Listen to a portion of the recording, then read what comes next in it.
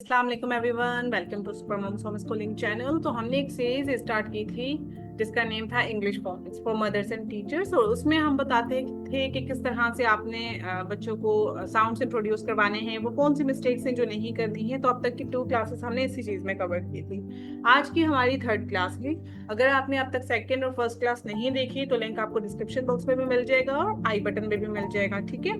तो आज की क्लास स्टार्ट करते हैं विदाउट वेस्टिंग द टाइम। आज का हमारा टॉपिक है magical words for reading and writing. अब तक आपके बच्चों को फोनिक साउंड्स बहुत अच्छे से आ चुके हैं, आपने साउंड्स बहुत अच्छे से करवा दिए हैं। तो अब नेक्स्ट स्टेप क्या होगा? अब देखिए, जब बच्चों को साउंड्स आ गए ना, तो आप रैंडम वर्ड्स नहीं ले सकते कि कोई से भी वर्ड्स लिए आपने और उसकी रीडिंग और राइटिंग स्टार्ट करवा दी। बिल्कुल भी बच्चा नहीं कर पाएगा। There are some specific words जो हमने करवाने होंगे बच्चे को। अब वो कौन से वर्ड्स हैं? देखिए, अगेन मैं ये अपनी बात रिपीट कर रही हूँ, हर वर्ड लेके हमने रीड और राइट नहीं करवाना। स्पेसिफिक वर्ड्स हैं जो हमने रीड करवाने, और देन 500 वर्ड्स हैं जो बच्चा इजीली रीड एंड राइट कर सकेगा, इजीली, कोई रटा नहीं लगाना। तो आज हम उन वर्ड्स की बात करेंगे और मैं कोशिश करूंगी इसी वीडियो में कवर कर लूं, वरना हम नेक्स्ट इसका पार्ट बना लेंगे। इसका फायदा क्या है? अब जब बच्चे को हम वो वर्ड्स रीड करने के लिए और राइट करने के लिए देंगे जिनको वो साउंड्स के साथ लिख सकेंगे और साउंड्स के साथ पढ़ सकेंगे, तो उनमें कॉन्फिडेंस डेवलप होगा कि हम ये कर सकते हैं। उनके लिए पढ़ाई बोरिंग नहीं रहेगी। याद रखिएगा, जो भी गोल हम अचीव कर सकते हैं या ऐसा गोल जिसके लिए हम एफर्ट्स करें और हमें कंटिन्यूसली सक्सेस मिल रही है, तो ह्यूमन माइंड क्या होता है, वो उतना ही एनर्जेटिक होकर उस पर काम करना शुरू करता है। मीन्स अगर बच्चा रीडिंग कर रहा है, राइटिंग कर रहा है, कोई वर्ड्स खुद से लिख रहा है, लेकिन वो इजी है उसके लिए लिखना, मतलब ऐसे वर्ड्स हम उसको दे रहे हैं कि जो वो साउंड्स के साथ लिख पा रहे हैं, तो उसको कॉन्फिडेंस आएगा और फिर दिल भी करेगा, दिल भारी नहीं होगा। मत जैसे बच्चे भागते हैं पढ़ाई से, वैसा कुछ नहीं होगा। सबसे पहले आपने रीडिंग करवानी है। The sound is A and the sound is ठ, एट। अब उन्हें कहना है, आपने स्पीड में बोलना है, eight at eight.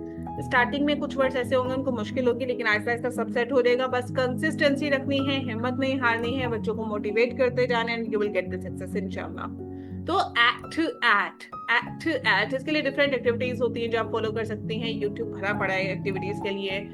Pinterest check कर ले, वहां पर एक्टिविटीज आपको मिल जाएंगी। तो वहां पर, और मेरे अपने चैनल पे भी एक्टिविटीज है। खैर, आप जॉली फोनिक्स कोर्स की प्लेलिस्ट पे जाके चेक करें, वहां पर एक्टिविटीज मैंने शेयर की भी है, तो वहां से भी आपको अच्छी खासी मिल जाएगी आपको एक्टिविटीज के आइडियाज। उन एक्टिविटीज के थ्रू करवाएंगे तो बच्चों का इंटरेस्ट ज्यादा डेवलप होगा। Now this is at, okay. अब सैट, मैं अगेन कह रही हूँ, आप भी प्रैक्टिस करें। अगर आप मदर हैं, टीचर हैं, प्रैक्टिस करें मेरे साथ साथ, और इसी तरह से बच्चों को भी करवाना है। Now at at at at sat. Sat जब बच्चे स्पीड में बोलेंगे तो वो ब्लेंड कर लेंगे। मैं अगेन कह रही हूँ कि स्टार्टिंग में प्रॉब्लम होगी, आपने प्रैक्टिस करते रहना, और एक ही बच्चे पे, एक ही साउंड पे, एक ही वर्ड पे बच्चे को स्टिक नहीं करना, आगे मूव कर जाना है। आ रहा है, नहीं आ रहा, कोई मसला नहीं है। आगे जाके जब वो डेली बेसिस पे न्यू वर्ड्स की प्रैक्टिस करते जाएंगे तो उनको ब्लेंडिंग आ जाएगी। ये कोई रट्टा नहीं है कि आपने एक ही वर्ड को रिपीट करवाते जाने और उनको रट्टा लगाते जाएंगे उनको आ जाएगा, ऐसा बिल्कुल भी नहीं है। जब बच्चे को रीडिंग आ जाए तो हमने सेगमेंटिंग भी करवानी है। वो किस तरह से करवानी है इंशाल्लाह आगे बताती हूँ। नेक्स्ट आपका वर्ड क्या होगा? इट, इट, ठीक है। It, it's, it, sit, it, sits, ठीक है। नेक्स्ट वर्ड्स कौन से होंगे देख लें जरा। SAP, SAP. अच्छा, जब आपने अब तक ये जो प्रीवियस वर्ड्स गुजर चुके हैं, आपने इनकी अच्छे से रीडिंग करवा ली होगी, तो ये वाले वर्ड्स बच्चों के लिए बिल्कुल मुश्किल नहीं होंगे। कहीं ना कहीं उनको ये थोड़ा बहुत पढ़ना आ चुका होगा। ये मैं ऐसे नहीं आपको बता रही हूँ, ये मैं अपनी डेली क्लासेस में जो करवा रही हूँ, जो मेरा एक्सपीरियंस है अपने ईयर्स का, उसके ही अकॉर्डिंग आपके साथ मैं अपना एक्सपीरियंस शेयर कर रही हूँ। बच्चे जब यहाँ तक आएंगे ना, अगर आपने पीछे से अच्छे से करवाया हुआ होगा, इन द सेंस कि आपने डिफरेंट एक्टिविटीज के साथ, कंसिस्टेंसी के साथ, अच्छे मूव के साथ पढ़ाया होगा, तो ये वाला बच्चा थोड़ा बहुत करने के काबिल हो जाएगा। सैप, ठीक है। फिट लिख लें, ये वाले वर्ड बैंक लिख लें। पैट, ठीक है। एक सिप। इसमें कुछ ऐसे वर्ड्स भी आएंगे जिनकी कोई मीनिंग नहीं होगी। एलियन वर्ड्स इसको कहा जाता है। जॉली फोनिक्स में, यूके, यूएसए में इसको एलियन वर्ड्स कहा जाता है। हमारा मेन पर्पस बच्चों को साउंड्स को रिकॉग्नाइज करके, जोड़ के, साउंड्स को जोड़ते हुए पढ़ना वर्ड आ जाए, ये होता है मेन पर्पस। और इसी तरह से साउंड्स की पहचान करते हुए, साउंड्स को आइडेंटिफाई करते हुए उन्हें लिखना आ जाए, ठीक है। सो दिस इज इप, सिप, ट इप, टिप, ट एप, टैप, प इप, पिप, ट एप, taps. Spit, spit.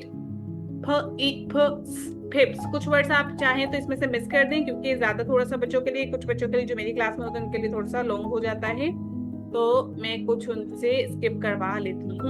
तो आप भी स्किप करवा लें, कोई इशू नहीं है। चलें आगे आते हैं। नेक्स्ट जो हमारा होगा an, in, thin, if, nap. ये वो वर्ड्स हैं जो लाजमी आपने करवाने हैं। It, net, tan, pin, ant, app, nap. लाजमी ये वाले वर्ड्स करवाने हैं बच्चों के। आपने अगर स्कूल की कॉपीज में देखा होगा, सीबीएसई वर्ड्स में ये आ रहे होते हैं, नैप वगैरह। Fan, span, spin, snip, app, snap, hand, spins. ये वाला वर्ड चाहे तो आप ये स्पिन्स को स्किप कर सकते हैं, ये भी स्किप कर सकते हैं, ये भी स्किप कर सकते हैं। अब आते हैं, हम बात करते हैं कि बच्चों को डिक्टेशन कैसे करवाया जाए, सेगमेंटिंग कैसे करवाई जाए।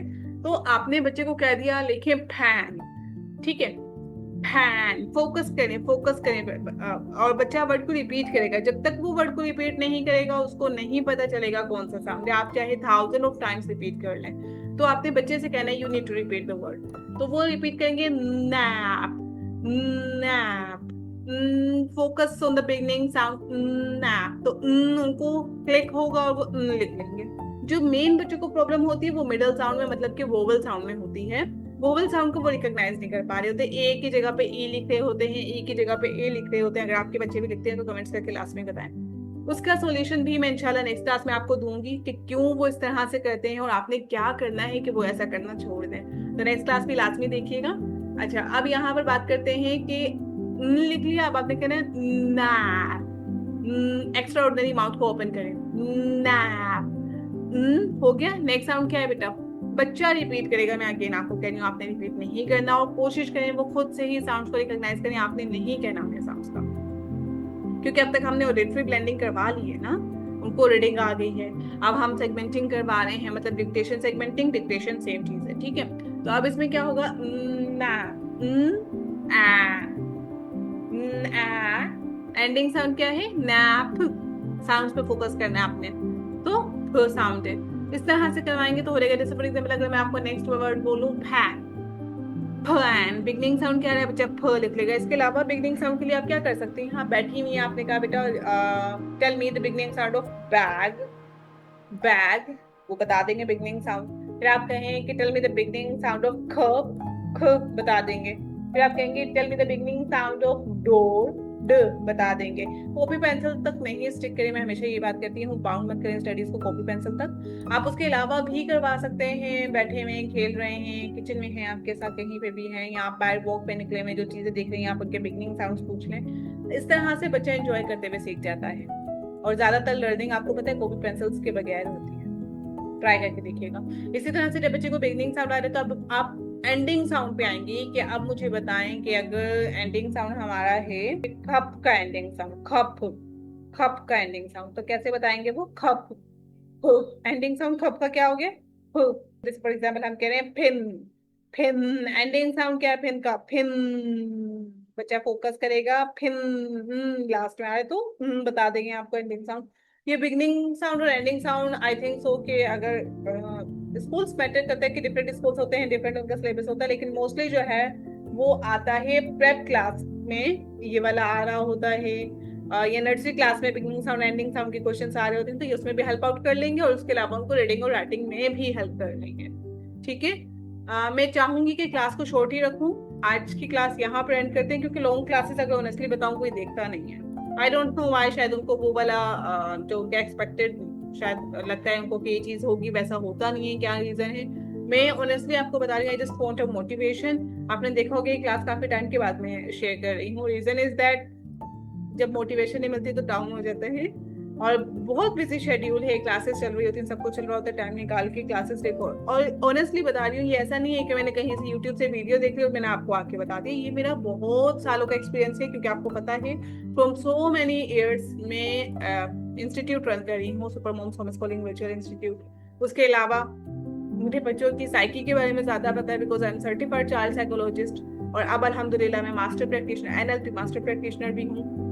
प्लस मैं सर्टिफाइड जॉली फोनिक्स टीचर हूँ from the CPT college of Ireland. तो इन सब चीज़ों को मिक्सअप करते हुए आपके साथ मैं अपनी लर्निंग्स को, अपने एक्सपीरियंस को शेयर कर रही होती हूँ, और यकीन जाने अगर इसको आप फॉलो करें तो बहुत अच्छे पॉजिटिव रिजल्ट मिलें। तो लाजमी कमेंट करके मोटिवेट किया करें और बाकी लोगों के साथ भी शेयर करें। इसका और भी वर्ड बैंक है, और ये वाला वर्ड बैंक वो वर्ड बैंक है जिससे आपके बच्चे की बेस बन सकती है रीडिंग और राइटिंग की। तो प्लीज इस वर्ड बैंक को आप अच्छे से सुने, अच्छे से नोट डाउन कर लें, और ये बहुत हेल्प आउट आपको करेगा, क्योंकि ये सब कुछ रैंडम नहीं है। ये सब कुछ वो चीजें हैं जो मैंने अपने जॉली फोनिक्स के कोर्स में, जो मैंने सीपीटी कॉलेज ऑफ आयरलैंड से सीखा था, वहां से जो सारी रिसोर्सेज है वही यूज करते हुए मैं कवर कर रही होती हूँ। तो इंशाल्लाह बहुत कुछ सीखने को मिलेगा अगर आप स्टिक रहते हैं, सीखते हैं। इंशाल्लाह see you in the next class. अल्लाह हाफिज।